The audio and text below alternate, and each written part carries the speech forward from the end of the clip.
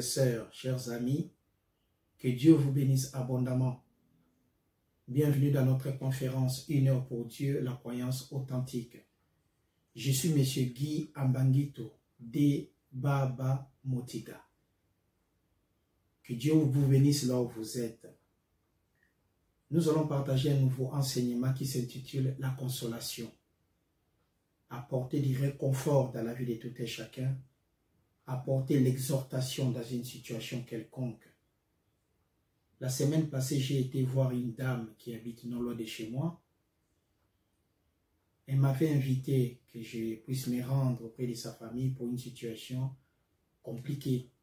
Elle a perdu son mari, aujourd'hui ça peut faire 7 ans, si j'ai bonne mémoire, qu'elle n'arrive même plus à vivre sa vie normalement. Ses pensées sont toujours dirigées au défunt. Elle n'arrive même pas des fois à travailler. Elle m'a dit, Guy, tu sais, j'aimais tellement mon mari que je n'arrive pas à reprendre ma vie normale. Aujourd'hui, ça fait 7 ans. Je commence même à négliger ma propre famille, mes enfants, à négliger ma vie. Et ça commence à être compliqué. J'ai partagé la parole avec elle. Ça m'avait fait vraiment très très mal. Parce que je sais, le moment où ça m'est arrivé que j'avais perdu mon papa, j'étais ici en Suisse, mais je ne disposais pas des papiers. J'avais aucun papier pour me rendre à Kinshasa au pays et accompagner mon père à sa dernière demeure. Je n'ai pas pu réaliser ça parce que je n'avais pas de papiers. C'était pour moi très dur. Mais grâce à la parole de Dieu, grâce à sa puissance, grâce à son amour, j'ai trouvé du réconfort dans cette parole. La situation de cette dame, ça m'avait vraiment beaucoup touché. Et après, quand on a partagé la parole, au moment de mon départ, elle m'a dit, si seulement si j'avais pu écouter cette parole avant, peut-être j'allais m'en sortir. J'ai dit à la dame, Dieu ne vient jamais en retard. Dieu vient toujours au temps convenable pour permettre à ses enfants de retrouver l'équilibre. Voilà pourquoi elle m'avait posé cette question. Pourquoi ces genres d'enseignement, vous ne rendez pas ça disponible? Je n'avais pas de réponse à la donner. Je lui ai seulement promis que je veux rendre cet enseignement disponible. Elle m'a dit que ce n'est pas seulement moi, il peut y avoir quelqu'un d'autre dans cette situation. Ça m'avait vraiment beaucoup touché. Voilà pourquoi nous allons partager cet enseignement qui s'intitule La consolation. La consolation, quelles que soient des situations, des maladies, des décès qui peuvent arriver dans une famille. Il y a des gens qui ont perdu leur maman pendant cette crise sanitaire. Il y a des familles qui ont perdu leur papa, des enfants. Il y a des familles qui n'ont pas été épargnées dans cette situation. Mais la seule consolation, mesdames et messieurs, est dans la parole de Dieu. Voilà pourquoi ensemble nous allons partager cet enseignement qui s'intitule La consolation. Genèse chapitre 3. Nous allons lire les versets 19. Genèse chapitre 3, les versets 19. C'est à la sueur de ton visage que tu mangeras du pain, jusqu'à ce que tu retournes dans la terre, qui représente la fin des vies, d'où tu as été pris. Donc le départ était dans la poussière.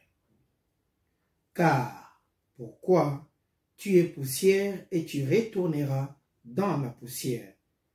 C'est à la sueur de ton visage que tu mangeras du pain, jusqu'à ce que tu retournes dans la terre, d'où tu as été pris, car tu es poussière, le début de ta vie, et tu retourneras à la poussière, la fin de ta vie.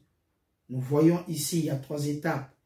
L'étape intermédiaire, c'est après la naissance. Après la naissance, nous commençons notre vie. Il y a des gens qui ont eu l'opportunité d'étudier, les autres, ils ont eu l'opportunité d'apprendre de métier, ainsi de suite. Chaque opportunité, tout et chacun peut en profiter. Maintenant, la parole de Dieu nous dit c'est à la sueur de ton visage, par rapport à ton travail. Ça, c'est l'étape intermédiaire. Il y a la naissance, l'étape intermédiaire, ainsi que la fin de vie que nous appelons la mort.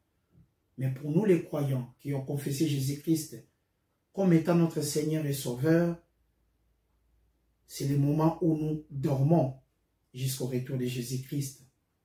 Il y a 3 étapes.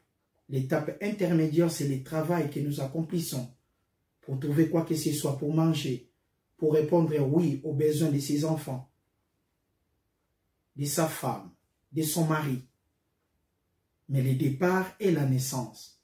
Voilà pourquoi nous allons regarder en Ecclésiaste. Ecclésiaste chapitre 3, le verset 1 ainsi que le verset 2, pour que nous puissions comprendre le verset 19 du chapitre 3 de Genèse. Il y a un moment pour tout. Il y a un temps pour toute activité sous le ciel.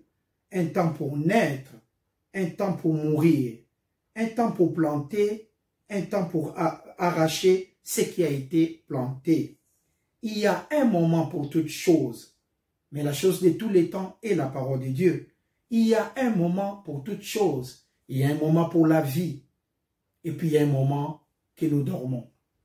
Il y a un moment pour tout, un temps pour toute activité sous le ciel, un temps pour naître et un temps pour mourir, un temps pour planter, un temps pour arracher ce qui a été planté. Ce mouvement de travail, nous plantons et puis après il y a toujours un moment qu'on arrache ce qui a été planté. C'est l'étape intermédiaire. Mais avant cela, il y a un temps pour naître et puis il y a un temps pour mourir. Le verset 19 de Genèse chapitre 3, c'est à la sueur de ton front, c'est à la sueur par rapport à ton travail. Ça, c'est l'étape intermédiaire. C'est à la sueur de ton visage que tu mangeras du pain. Après le travail, après avoir sémé, après avoir travaillé, tu te lèves tôt, tu te rends au travail. C'est à la sueur de ton visage que tu mériteras ton salaire, que tu mangeras du pain, que tu rendras la nourriture disponible même à ta famille, jusqu'à ce que tu retournes dans la terre, ce qui représente la fin de vie. Pourquoi? D'où tu as été pris? Parce que c'est à la terre qu'est venu le commencement. Car tu es poussière, voilà, et tu retourneras dans la poussière. Il est évident qu'il y a un moment que nous pouvons vivre pour chercher, pour travailler, pour répondre oui aux besoins de la famille, de nos engagements sur cette terre. Il y a un moment pour naître, il y a un moment pour mourir. Mais le moment le plus triste, à la naissance, il y a des gens qui se présentent pour dire bienvenue à l'enfant. Les gens bénissent, il y a des cadeaux. Mais le moment le plus triste, c'est le moment de la mort. Que nous les croyants, nous disons, c'est le moment où nous dormons. Mesdames et messieurs, c'est des moments pénibles qu'on peut vivre. Pendant cette crise sanitaire, il y avait tellement de décès. Tu regardais à la télé, tu regardais les gens mourir. Tu peux écrire, envoyer un message, des condoléances. C'est bien.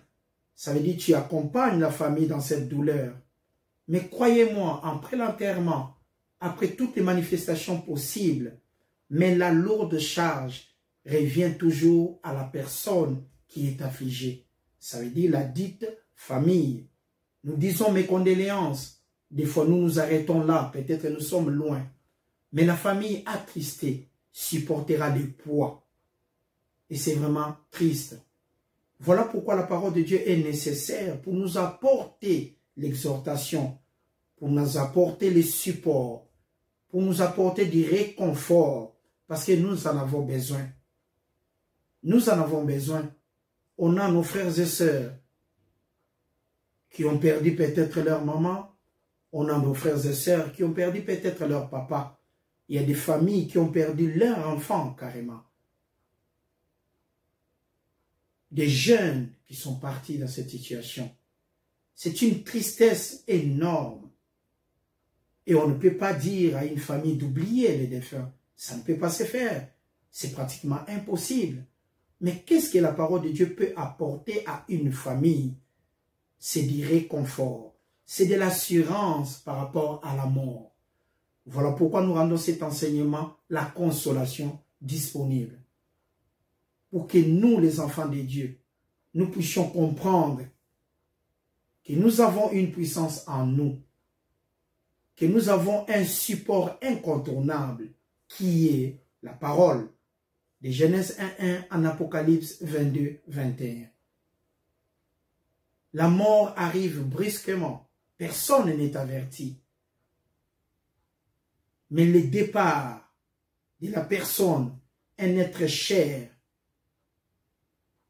c'est très compliqué à combler. Mais nous sommes des croyants. Nous sommes les enfants de Dieu. Nous avons une responsabilité. C'est d'assumer la charge qui est restée. Le défunt est parti. L'être cher est parti. Mais nous, qui sommes là, qui sommes en vie, nous devons continuer la vie et assumer nos responsabilités. Un enfant qui aura perdu son papa, qui n'a plus de possibilité de se rendre à l'école pour des autres pays, c'est très difficile. Mais si nous aimons la personne, nous pouvons aider cet enfant à continuer ses études, parce que c'était la volonté du défunt. Mais quand je me suis rendu chez cette dame, elle ne faisait que pleurer, mais ça fait 7 ans que son mari est parti. Elle ne faisait que pleurer. Mais ça fait 7 ans. Nous voyons là l'essence de l'amour, l'essence propre de l'amour. C'est vrai, elle aimait son mari. Mais à sa droite, il y a ses enfants. Elle a même dit, Guy, je néglige même mes propres enfants. Parce que je pense, je regrette tellement mon mari que je néglige même mes propres enfants. Je dis à la dame, seule la parole de Dieu apportera la consolation. Si tu aimes Dieu, si tu aimes sa parole, confie-toi en lui. Et tu t'en sortiras. La parole de Dieu ne te dit pas d'oublier ton mari, mais la parole de Dieu te dit seulement de te lever et d'aller de l'avant. Ecclésiaste chapitre 9. Nous allons lire le verset 4 au verset 6. Pour tous ceux qui vivent, il y a de l'espérance. Et même un chien vivant vaut mieux qu'un lion mort. Pour tous ceux qui vivent, pour nous les enfants de Dieu qui sont en vie, nous qui sommes là en vie, nous pouvons marcher, nous pouvons parler, nous pouvons même rigoler, nous pouvons nous rendre au travail, nous pouvons exécuter pas mal de mouvements. Ceci prouve que nous avons encore l'espérance. Nous avons encore le droit de croire et d'aller de l'avant. Nous avons le droit de travailler pour apporter la consolation à une famille affligée. Nous avons le droit de chercher, de comprendre la parole de Dieu pour apporter la consolation, les mouvements qui bénissent, les mouvements qui apportent la paix à une personne ou une famille affligée.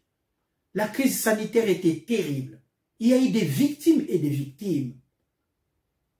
Aujourd'hui, nous sommes capables de nous rendre maintenant au travail. Nous sommes capables de le faire. Mais maintenant, nos familles, des gens qui ont perdu des êtres chers, ils ont besoin de la consolation. Et ça ne peut venir que de la parole de Dieu. Nous pouvons leur dire, levez-vous. Levez-vous. Pourquoi? Parce que Dieu vous aime. Levez-vous, regardez vos enfants. Dieu vous aime. Levez-vous, quelle que soit la situation.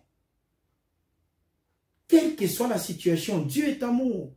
La parole de Dieu nous apporte la consolation selon les normes que Dieu a prescrites dans sa parole.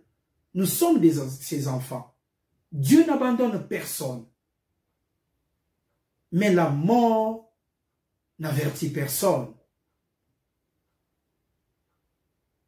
Mais les dégâts que la mort peut laisser dans la vie de tout et chacun, souvent c'est triste. Voilà pourquoi nous pouvons qu'apporter la consolation. Verset 5. Les vivants, en effet, savent qu'ils mourront, mais les morts ne savent rien. Pourquoi?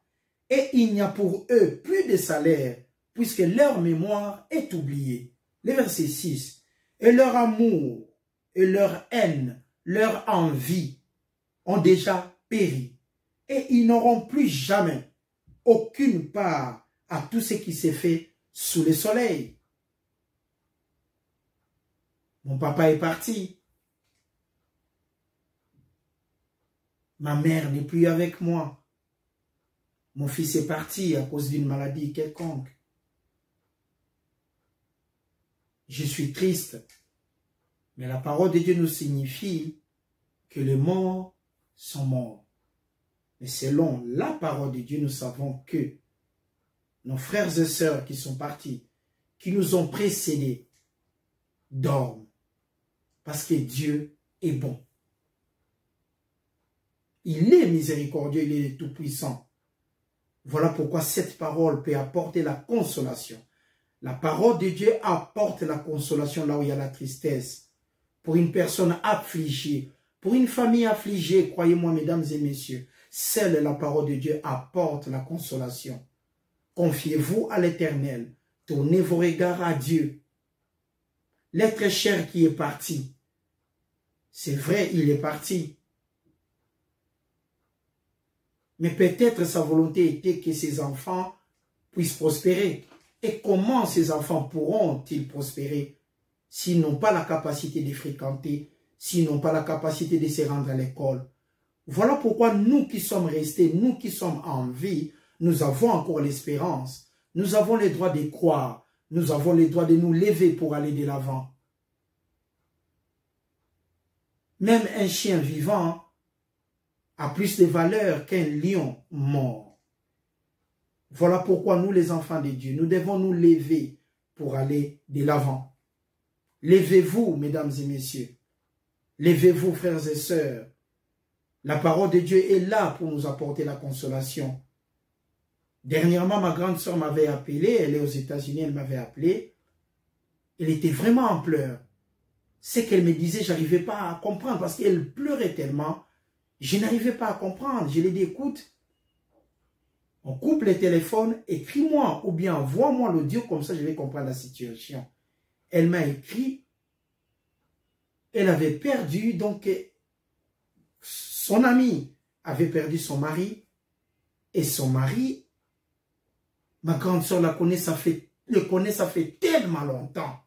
Elle était vraiment perturbée. J'ai commencé à envoyer des versets, des audios. Elle n'était pas tout à fait consolée. La parole de Dieu n'arrivait même pas à prendre place dans son cœur. Elle était tellement triste de vivre cette situation.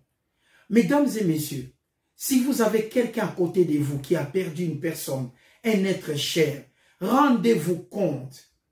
Quand nous envoyons des messages, mes condoléances, ça suffit théoriquement, mais pratiquement la personne aura toujours cette charge.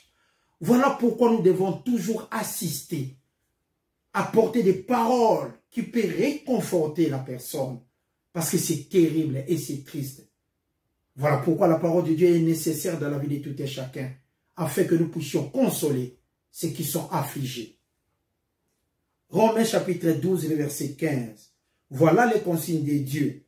Réjouissez-vous avec ceux qui se réjouissent et pleurez avec ceux qui pleurent. La parole de Dieu n'interdit pas. La parole de Dieu nous dit, réjouissez-vous avec ceux qui se réjouissent. Il n'est pas interdit de se rendre dans une fête. Mais la parole de Dieu nous dit aussi, pleurez avec ceux qui pleurent. Une famille affligée mérite l'exhortation, mérite du réconfort. Et cet réconfort, la puissance de Dieu l'a rendu disponible par sa parole. Apportons la parole de Dieu. Apportons toujours la parole de Dieu là où il y a une famille ou une personne affligée. Apportons plus la parole de Dieu. Apportons plus la parole de Dieu. Des fois, je me suis rendu compte, à chaque fois, je pense toujours à mon père. Surtout quand je regarde ma fille Rachel, je pense à mon papa. Et j'avais dans ma tête que j'étais la seule personne peut-être. Mais quand cette dame m'avait appelé, quand je suis parti chez elle, je me suis rendu compte que cette situation est très très compliquée. Mais croyez-moi, mesdames et messieurs, seule la parole de Dieu peut apporter, seule la parole de Dieu peut apporter la consolation. Seule la parole de Dieu peut apporter du réconfort. Voilà pourquoi vous devez tourner vos regards qu'à Dieu. Sans cesse, tournez vos regards à Dieu. Seul Dieu peut vous apporter la consolation. Seul Dieu peut vous apporter du réconfort, quelle que soit la situation. Un enfant de Dieu peut glisser, mais ne tombera jamais. Un enfant de Dieu peut glisser, mais ne tombera jamais. On peut être tiré de gauche à droite, mais Dieu nous apporte toujours la stabilité. C'est vrai, quand nous perdons un être cher, des fois nous perdons l'équilibre. Mais Dieu nous a dit dans sa parole que nous, ses enfants, nous pouvons glisser, mais nous ne tomberons jamais. Même quand il nous arrive de tomber, on a toujours la capacité de nous lever et d'aller de l'avant. Levez-vous, mesdames et messieurs. Confiez-vous à l'Éternel. Quelles que soient les situations qui peuvent arriver. C'est vrai, quand on perd un être cher, c'est la tristesse qui s'engage dans la famille. Vous imaginez, vous êtes dans la maison, on vous appelle que votre papa n'est plus. Et votre maman n'est plus. Votre frère n'est plus, votre soeur n'est plus. Les gens peuvent venir vous rendre visite, mais le poids, personne ne pourra l'éliminer si ce n'est que la parole de Dieu. Voilà pourquoi nous devons tourner nos regards à Dieu, dans la parole de Dieu, pour trouver la solution. Matthieu chapitre 10, le verset 28. Ne craignez pas ceux qui tuent le corps et qui ne peuvent tuer l'âme. Craignez plutôt celui qui peut faire périr l'âme et le corps. L'apôtre Paul disait toujours, la mort m'est un gain. Il disait cela parce qu'il savait que le retour de Jésus-Christ est là. Et l'apôtre Paul osait dire à tout le monde, je parle la langue plus que vous tous, la mort m'est un gain. Il était tellement sûr de la promesse de l'Éternel.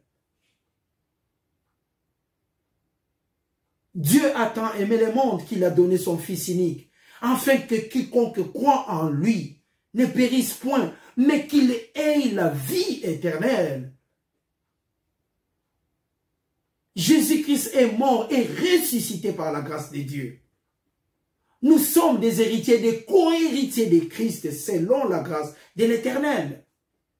C'est lui qui connaît l'adresse de Dieu. C'est lui qui connaît la volonté de Dieu. N'a pas peur.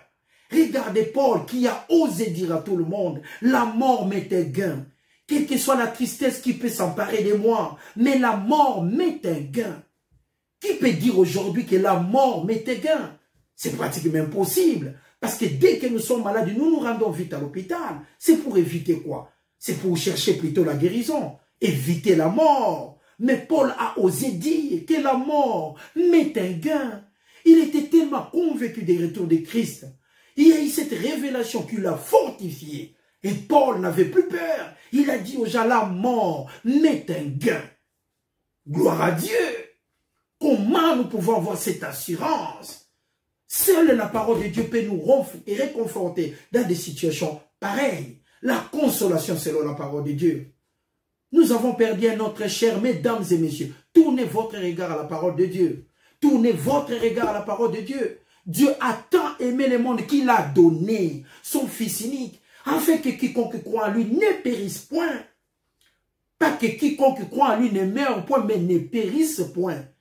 Et qu'il ait ce qui est disponible par la puissance et la grâce de Dieu, la vie éternelle. Vaincre la corruption avec ses corps corruptibles. Dieu est amour. Dieu est amour. Ça fait tellement pitié de voir des choses qui peuvent arriver dans la vie. Aujourd'hui, j'ai un papier, je peux me rendre au pays. Mais mon papa est déjà enterré. Mon père est déjà enterré. Ça fait longtemps. Il ne me reste que les yeux pour pleurer. Mais seule la parole de Dieu peut m'apporter du réconfort. Voilà pourquoi, mesdames et messieurs, l'adresse la plus sûre est chez Dieu.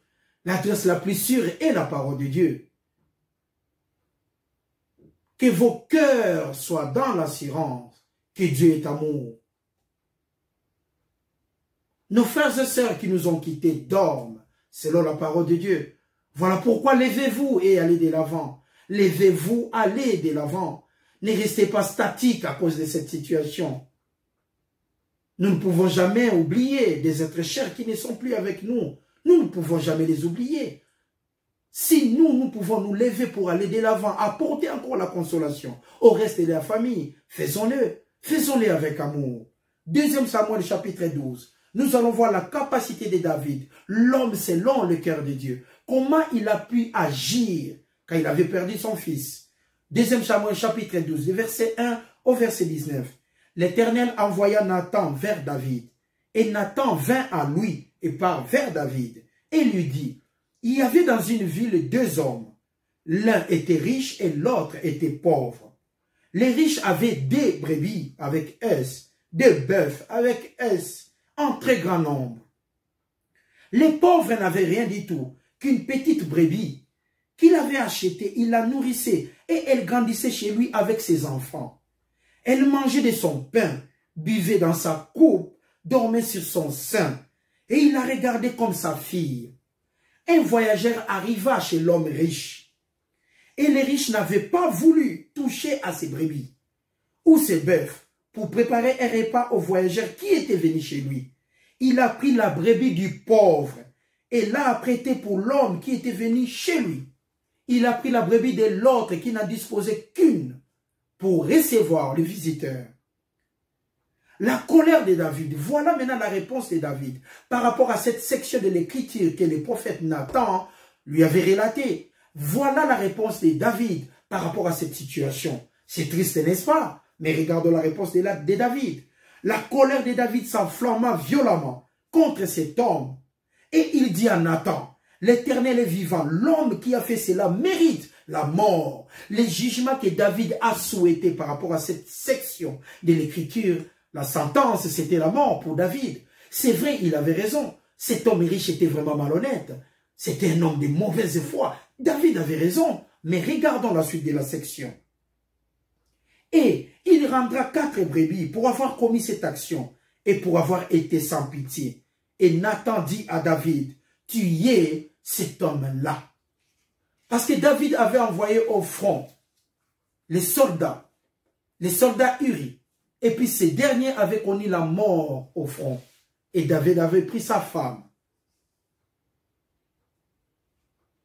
C'est une situation compliquée, n'est-ce pas? C'était vraiment compliqué. Voyons la suite. Verset 15. Et Nathan s'en alla dans sa maison. L'Éternel frappa l'enfant que la femme d'Uri avait enfanté avec David. Et il fut dangereusement malade. Cet enfant est tombé malade, dangereusement malade, donc très très malade. Verset 16. Qu'est-ce que David avait fait? David pria Dieu pour l'enfant et jeûna. Et quand il rentra, il passa la nuit couché par terre. Il y avait 3 mouvements. David pria Dieu, jeûna, ne mangea plus, et il couchait par terre. Les anciens de sa maison, ceux qui travaillaient auprès de lui, insistèrent pour les faire lever de terre, mais il ne voulut pas. Il ne voulut point se lever, David. Il ne mangea rien avec eux. Le 7e jour arriva, l'enfant mourut. Si vous avez quelqu'un à côté de vous, son fils est malade, la personne est tellement triste, jusqu'à tel point qu'il ne mange plus. Et on vous dit, l'hôpital vous appelle que l'enfant est décédé. Croyez-moi, mesdames et messieurs, chers amis, vous n'aurez pas la capacité de transmettre ces messages. Je me souviens quand j'ai perdu mon beau-père, pour annoncer cela à ma femme, j'ai eu recours aux gens de l'extérieur. J'ai demandé service parce que je savais l'amour que ma femme avait pour son père. J'étais en train de réfléchir, je n'avais pas de réponse. Comment je vais transmettre ces messages? On a tellement fait du mouvement pour dire à ma femme que son père n'était plus. Je l'ai tellement préparé avec des conseils qu'on m'avait donnés. Et j'avais réussi à transmettre le message à ma femme pour dire que son papa n'était plus avec nous. Et mesdames et messieurs, la réaction de ma femme, c'était terrible. Quand on aime, et je parle du vrai amour. Quand on aime, on aime. Et c'est donner tellement de la peine pour son papa. Mais aujourd'hui, il dort. Seule espérance que nous avons, nous les croyants, est le retour de Christ. L'enfant mourut. Les serviteurs de David craignaient de lui annoncer que l'enfant était mort. Ils avaient raison, si on voit ce que David faisait précédemment. Car ils disaient eux-mêmes, voici lorsque l'enfant vivait encore, nous lui avons parlé, et il ne nous a pas écoutés. Comment oserons-nous lui dire que l'enfant est mort? Qui serait la première personne à dire au roi David que ton fils est mort? Qui allait prendre cette charge? Parce que quand l'enfant était malade, David couchait par terre. Quand l'enfant était malade, David ne mangeait pas.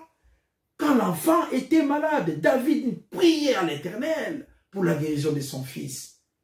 Il n'a voulu écouter personne. Maintenant, l'enfant est mort. Qui pouvait avoir la capacité de s'approcher auprès du roi et lui annoncer cette nouvelle triste? On n'a osé. Les serviteurs de David, ils étaient entre eux. Ils ont créé des réunions d'urgence, mais personne ne pouvait transmettre ces messages. Mesdames et messieurs, seule la parole de Dieu peut nous consoler dans des situations terribles. Comment oserons-nous lui dire, l'enfant est mort, il s'affligera bien davantage. Verset 19. David aperçut que ses serviteurs parlaient tout bas entre eux. Il comprit que l'enfant était mort et il dit à ses serviteurs, l'enfant est-il mort? Ils répondirent, il est mort. Alors le verset qui vient, en tant que des êtres humains, s'il fallait faire des calculs personnellement, j'allais dire que la réaction de David devait être terrible. David devait peut-être commencer à pleurer terriblement. Mais regardons, ça c'est l'homme selon le cœur de Dieu. David s'éleva des terres, il se lava, soignit et changea de vêtements. Puis il alla à la maison de l'Éternel et se prosternant, rendu grâce à Dieu, de retour chez lui, il demanda qu'on lui servît à manger et il mangea. Verset 21. Ses serviteurs lui dirent, que signifie ce que tu fais? Que signifie ce que tu fais? Et ça, nous appelons ça la démarcation. La première période par rapport à la deuxième période.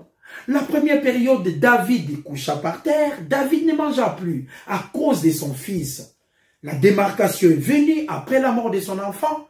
David a créé la démarcation, la ligne opposée. Regardez l'action de l'homme selon le cœur de Dieu. Mesdames et messieurs, c'est triste de perdre. C'est triste de perdre un être cher. Peut-être beaucoup de personnes et des gens qui m'écoutent, ça nous est arrivé de perdre quelqu'un. Ça nous est arrivé. Et nous sommes là incapables même d'agir. Tel que dans mon cas, je n'avais pas de papier pour me rendre au pays. Il y a d'autres personnes, ils perdent l'être cher, mais ne disposent même pas des sous pour l'accompagner à sa dernière demeure. Il y a beaucoup de situations tristes dans la vie. Vous perdez la personne et vous n'avez rien avec vous, ne fût-ce que pour l'enterrement. Mais Dieu est bon, mesdames et messieurs. Dieu est bon. Sa parole nous apporte toujours du réconfort. Regardez l'homme selon le cœur de Dieu. La démarcation. Après cette situation, il a carrément tracé la ligne pour se lever et aller de l'avant. Nous sommes capables de faire cela. Nous sommes capables, mesdames et messieurs, de faire cela. Nous sommes capables de faire cela. Nous sommes capables de faire cela, d'aller de l'avant.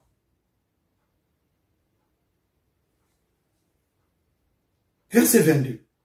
Il répondit, David, lorsque l'enfant vivait, j'avais encore de l'espérance. J'ai gêné et j'ai pleuré, car je disais, par la croyance, qui sait si l'Éternel n'aura pas pitié de moi et si l'enfant ne vivra pas. Verset 23. Maintenant, au moment où je vais parler, c'est la démarcation. Maintenant qu'il est mort, l'enfant n'est plus en vie. Pourquoi générais-je? L'enfant est parti. Puis-je le faire revenir? Non, absolument pas. J'irai vers lui, mais il ne reviendra pas vers moi. Ça ne veut pas dire que David a oublié son fils. Mais non. David a gardé la capacité maintenant d'agir. Est-ce qu'il fallait qu'il se divise en deux? Non. Maintenant, lui est resté en vie. Il a dit, moi j'irai vers lui, mais mon fils ne reviendra pas vers moi. Voilà pourquoi je me suis levé. Voilà pourquoi je me suis levé par la grâce de Dieu. Voilà pourquoi je me suis levé pour aller de l'avant. Voilà pourquoi je me suis levé pour aller de l'avant et agir autrement. C'est ça que nous appelons la démarcation.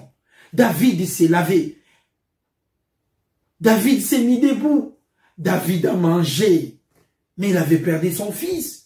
Lui qui dormait par terre pour que son fils puisse connaître la guérison. Mais à la mort, David a créé la démarcation, la ligne opposée, la consolation autonome. L'homme selon le cœur de Dieu, l'homme selon les souhaits de Dieu, les serviteurs de Dieu. Dieu aimait David. Regardez David. Regardez ces genres d'actes. La démarcation, mesdames et messieurs. Nous qui sommes restés, nous devons aller de l'avant.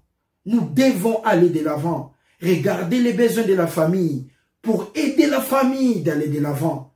L'être cher qui est parti et il dort. Nous attendons le retour de Jésus-Christ parce que nous sommes des croyants. Levez-vous et allez de l'avant. Levez-vous et allez de l'avant. David a dit, j'irai pas vers lui. J'irai vers lui plutôt, mais il ne reviendra pas vers moi. À plus forte raison, je dois me lever et aller rendre grâce à qui? À l'Éternel. Que cette parole vous console. Que cette parole vous console. 1 Corinthiens chapitre 15, le verset 26. Car il faut qu'il règne. Ce qui a été mis tous les ennemis sous ses pieds. Verset 26. Les derniers ennemis qui sera détruit, c'est la mort. Que cette parole vous console, selon la parole de Dieu. 1 Thessaloniciens chapitre 4, verset 13 au verset 18. 1 Thessaloniciens chapitre 4, verset 13 au verset 18. Levez-vous. Regardez l'homme selon le cœur de Dieu. Levez-vous, mesdames et messieurs. Dieu vous aime. Nous ne voulons pas, frères et sœurs, chers amis, que vous soyez dans l'ignorance au sujet de ceux qui dorment, au sujet de ceux qui dorment, au sujet de ceux qui sont morts. Nous ne voulons pas, frères et sœurs, que vous soyez dans l'ignorance au sujet de ceux qui dorment, au sujet de nos amis qui sont morts, qui ne sont plus avec nous. La parole de Dieu nous dit que nous ne pouvons pas être dans l'ignorance, sinon nous allons agir dans l'erreur. Car si nous croyons que Jésus-Christ est mort et qu'il est ressuscité et qu'il est à la droite de Dieu, si nous croyons que Jésus-Christ est mort et qu'il est ressuscité et qu'il est maintenant à la droite de Dieu, Christ en vous, l'espérance de la gloire. Si tu confesses de ta bouche le Seigneur Jésus et si tu crois dans ton cœur, la partie la plus profonde de l'être humain, si nous croyons que Jésus-Christ est mort et qu'il est ressuscité, si nous sommes convaincus à cela, voilà maintenant, croyons aussi que Dieu ramènera par Jésus-Christ avec lui ceux qui sont morts. Dieu ramènera à la vie mon père. Dieu ramènera à la vie mon papa. Dieu lui ramènera à la vie parce qu'il savait que Jésus-Christ était le Fils de Dieu et qu'il avait confessé son nom. Dieu les ramènera à la vie. Dieu ramènera à la vie vos frères et sœurs qui ne sont plus avec vous. Dieu les ramènera à la vie. Si nous croyons vraiment que Jésus-Christ est notre seul Seigneur et Sauveur et que Dieu l'a ressuscité des morts en déployant une force énorme et phénoménale, Jésus-Christ est ressuscité et maintenant il est assis à la droite du Père. Si nous croyons cela, c'est papa d'amour ramènera nos frères et sœurs à la vie. C'est papa d'amour ramènera nos papas et nos mamans à la vie. c'est Papa d'amour, Dieu Tout-Puissant, le Créateur des cieux, de la terre, de la mer et de tout ce qui s'y trouve, ramènera nos frères et sœurs à la vie. Si tu es convaincu de cette parole, que cette parole vous console là où vous êtes, que vos cœurs ne soient plus affligés. La parole de Dieu ne nous interdit pas de penser aux êtres chers qui nous ont quittés, mais la parole de Dieu nous dit tout simplement, levez-vous, levez-vous, occupez-vous de la famille, occupez-vous de vos enfants, occupez-vous de vos frères et sœurs. L'être qui est parti, il dort. Le Dieu Tout-Puissant le ramènera à la vie par rapport à notre croyance. Si nous croyons, si seulement si nous croyons, c'est là, sera possible. Parce que Dieu est amour. Il n'est pas un homme pour mentir, ni un fils de l'homme pour se repentir. Dieu est le Tout-Puissant. Voilà pourquoi nous enseignons cette parole avec toute simplicité. Tellement simple que ça ne demande rien du tout. Tellement simple cette parole. C'est tellement simple.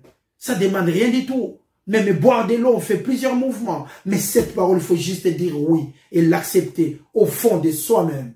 Et la parole de Dieu, la puissance de Dieu sera disponible. Dieu le ramènera à la vie. Voici en effet ce que nous déclarons d'après la parole du Seigneur.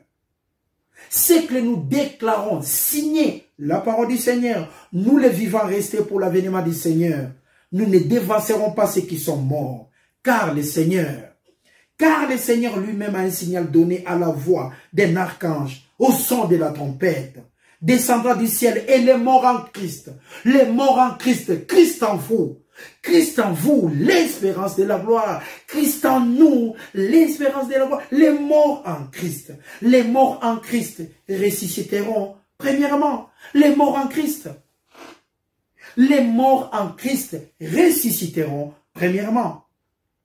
Et ensuite, nous les vivants, qui serons restés, nous serons tous ensemble enlevés avec eux sur des nuées à la rencontre du Seigneur, le Kyrios, Rabbi, le maître des maîtres, le Seigneur des seigneurs, qui est maintenant à la droite de Dieu. Il a été ressuscité par la puissance énorme de notre Père, de notre Papa. Il est aujourd'hui à la droite du Père. Il est là. Nous sommes des ambassadeurs pour transmettre que sa parole. Il est là à la droite du Père. Le Seigneur des seigneurs, le Christ. Le Christ a été ramené à la vie. Dieu est amour. Dieu est amour. Il a tant aimé le monde qu'il a donné son Fils unique, afin que quiconque croit en lui ne périsse point, mais qu'il ait la vie éternelle. Que cette parole vous console, que cette parole vous apporte la paix, que cette parole vous apporte l'assurance. Levez-vous, levez-vous, levez-vous, allez de l'avant. Levez-vous, allez de l'avant. Que cette parole vous porte la consolation. Cette situation sanitaire a apporté la tristesse dans plusieurs familles, mais que cette parole surabonde dans vos vies et que ça vous apporte la paix. Ça vous apporte la paix. Les problèmes qui ne t'est jamais arrivé, tu trouveras la solution théoriquement. Mais mesdames et messieurs, pratiquement ceux qui ont été victimes, ceux qui ont perdu les siens, ceux qui ont perdu leur papa, leur maman, leur enfant, croyez-moi, c'est une tristesse énorme. Mais mesdames et messieurs, que cette parole surabonde dans vos vies, que cette parole trouve la place dans vos cœurs. Le verset 18, consolez-vous donc les uns les autres par ces paroles. Christ en vous, l'espérance de la gloire. C'était là la consolation selon la parole de Dieu. Que Dieu vous bénisse abondamment, que vos cœurs ne se troublent point. Dieu est amour. Nos frères dorment au retour de Jésus-Christ. Dieu le ramènera à la vie. Que cette parole vous console et que Dieu vous bénisse abondamment et que sa paix règne dans vos cœurs. Merci.